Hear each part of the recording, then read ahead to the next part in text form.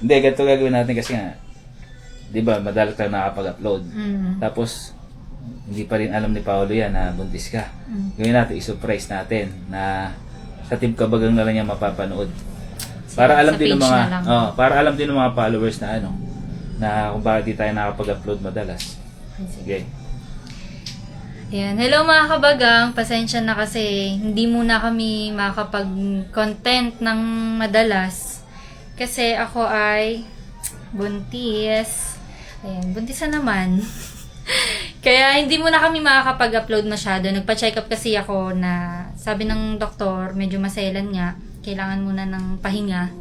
Kaya medyo magiging madalang muna i-upload. Pero mag-upload pa rin naman. Yan, okay na yun. Basta pag ano, i-upload. Oh, Kuya Bert. Si Paolo. Ay! May break ba tayo? Oh, balan to ka. Gumagawa kami ng video eh. Ah, Ano yan? tara dito. Gumagawa nga ni ng video. Ano yan? Buntis. Hindi nga. Oo nga. Huwag mo nga kung ano yun. Tangi, oo nga. Butsa mo naman. Baka Ayan na, April Fools dalawa. April Fools, matatapos na April.